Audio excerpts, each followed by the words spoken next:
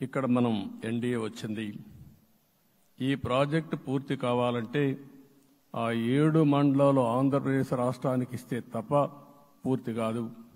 మీరు 7 మండలాలు ఇవ్వకపోతే నేను ప్రమాణ స్వీకారం చేయను. నాకు ఈ పదవి వద్దని ఆ రోజు చాలా స్పష్టంగా చెప్పాను. ఇది ఎప్పుడు కూడా చరిత్రలో ఎప్పుడు జరగని విషయం.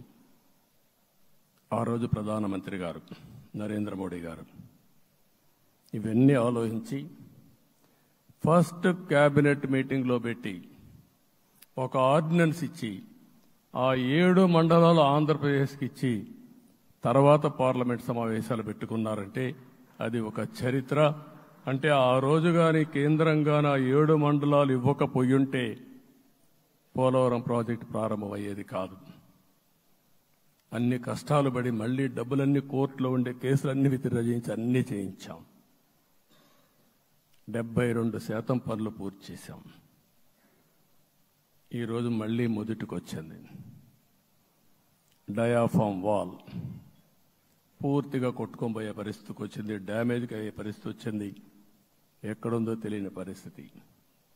మళ్లీ కేంద్ర సహకారంతో రాష్ట్రానికి అతి ముఖ్యమైన ప్రాజెక్టు పోలవరం, దీన్ని పూర్తి చేసే బాధ్యత, దీన్ని పూర్తి చేసి నదుల అనుసంధానం చేసి మన అందరం ప్రతి ఒక్క ఎకరాకు నీళ్లు ఇవ్వగలిగితే దానికంటే బ్రహ్మాండమైన కార్యక్రమం ఏమీ ఉండదు. వ్యవసాయ రంగం స్టెబిలైజ్ అవుతుంది. ఇది సాధించడానికి అన్ని విధాలా కష్టపడతామని చెప్పి కూడా నేను మీకు తెలియజేస్తున్నాను. ఇంకొక పక్క వ్యవసాయ రంగం పూర్తిగా సంక్షోభంలో పడిపోయింది. రైతులు అప్పుల పాలయ్యారు. 5 ఏళ్లలో 9 సార్లు కరెంటు ఛార్జీలు పెంచారు.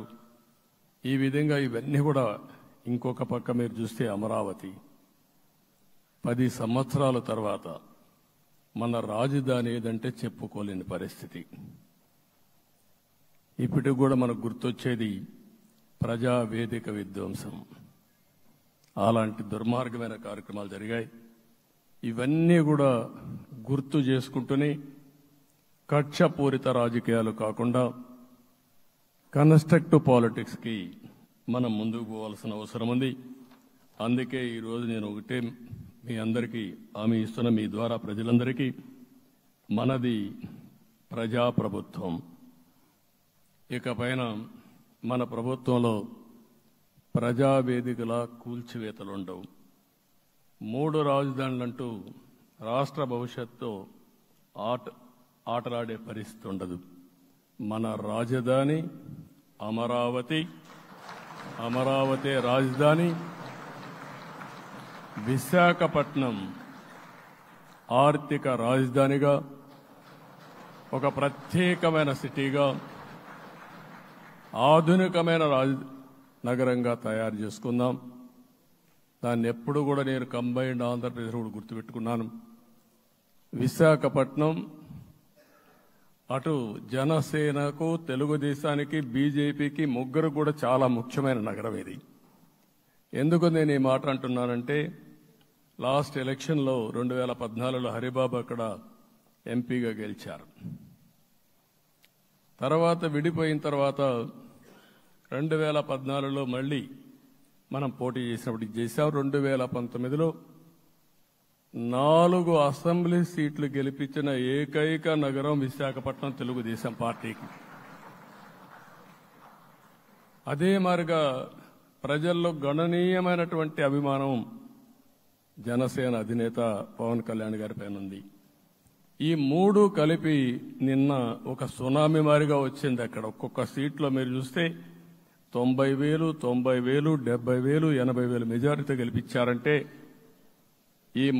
ఆనాటి ముఖ్యమంత్రి విశాఖపట్నాన్ని రాజధానిగా చేస్తాను, ఎన్నికలు అవుతానే అక్కడే ప్రమాణ స్వీకారం చేస్తానంటే నువ్వు రావద్దు అని ప్రజా తీర్పిచ్చిన రాజధాని నగరం విశాఖ నగరం. అంటే ఎలాంటి టెంప్టేషన్ కూడా లొంగలేదు వాళ్ళు. ఇది ఒక అనుభూతి. విశాఖపట్నాన్ని మర్చిపోయే సమస్య లేదు. తగిన గుర్తింపు ఇస్తాం, అభివృద్ధి చేస్తాం. ఇంకొక పక్క కర్నూలుని కూడా ఇదే మాదిరిగా చెప్పి కర్నూలుని జ్యుడిషియల్ క్యాపిటల్గా చేస్తామని కడాన ఏమీ చేయకుండా వదిలిపెట్టినటువంటి వ్యక్తి. ఈరోజు మీరు ఒక్కసారి గుర్తుపెట్టుకోవాల్సింది, నేను చాలా ఎన్నికలు చూశాను కానీ రాయలసీమలో వన్ సైడ్ ఎన్నికలు జరిగాయి. బ్రహ్మాండంగా ఓట్లేశారు. ఓట్లేయడమే కాదు, ఊహించినటువంటి మెజార్టీస్ ఇచ్చారు. ఇది నేను కొంచెం భయపడ్డాను బిగినింగ్లో, కానీ ఊపు చూసిన తర్వాత మాత్రం అనిపించింది అందరూ ఎక్స్పెక్ట్ చేశారు రాయలసీమలో కొంచెం ఇబ్బంది ఉంటుందని. అలాంటి రాయలసీమ తిరుగుబాటు చేసే పరిస్థితికి వచ్చింది. దానికి కూడా మన అందరి మీద బాధ్యత ఉంది. కర్నూలుని అన్ని విధాల అభివృద్ధి చేసే బాధ్యత Telugu Desam party, Janasena, BJP, NDA కూటమి తీసుకుంటామని కూడా హామీ ఇస్తున్నాను. ఈ 3 సిటీలే కాకుండా మొత్తం అన్ని జిల్లాల్ని సమభావంతో ఆలోచించి మనం ముందుకెళ్దాం.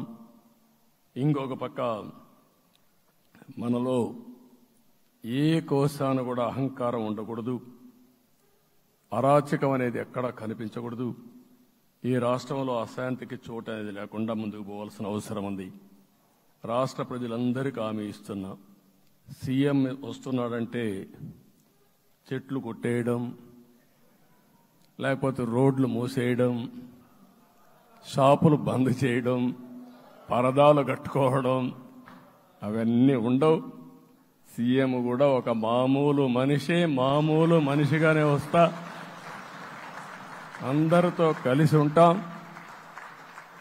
నేను సీఎంగా ఉన్నా, మా మిత్రుడు పవన్ కళ్యాణ్ గారు ఏ హోదాలో ఉన్నది కూడా రేపు అనౌన్స్ చేసుకుంటాం. మేమందరం కూడా సామాన్యమైన వ్యక్తులుగానే వస్తాం మీ దగ్గరికి, మీలో ఒక వ్యక్తిగా ఉంటాం. మాకు హోదా సేవ కోసరం తప్ప పెత్తనం కోసరం కాదు. ఆ విషయం ప్రజలందరికీ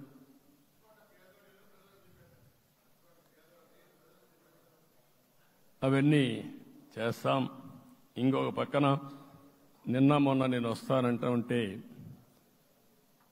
వాళ్ళకు కూడా తెలుసు కాబట్టి ఎన్డీఏ అభ్యర్థిగా అంటే శాసనసభ నాయకుడిగా ఎన్నుకుంటారనే ఉద్దేశంతో, ముఖ్యమంత్రి అవుతాను ఉద్దేశంతో రోడ్లన్నీ కూడా నిలిపేస్తాను. నేను ఒకటే చెప్పాను, మేము వచ్చినప్పుడు ఒక్క నిమిషం ఒక సిగ్నల్కి ఇంకొక సిగ్నల్కి కొద్దిగా గ్యాప్ పెట్టుకోండి. అవసరమైతే ఒక 5 నిమిషాలు లేట్ అయినా మాకు పర్వాలేదు, కానీ ప్రజలు ఎవ్వరికీ ఇన్కన్వీనియన్స్ కలగకూడదని చాలా స్పష్టంగా ఆదేశాలు ఇచ్చాం. కాబట్టి అవన్నీ మనం చేద్దాం. ఇంకొక పక్కన దాడులు చేసి బాధితులపైనే కేసులు పెట్టే పరిస్థితి ఉండదు ఈ రోజు నుంచి. అది కూడా మనం చూసాం. ఏ ఒక్కరి ఆత్మగౌరవానికి భంగం కలగదు. ఒక పాజిటివ్ గవర్నెన్స్ అన్ని చోట్ల కనపడుస్తుంది.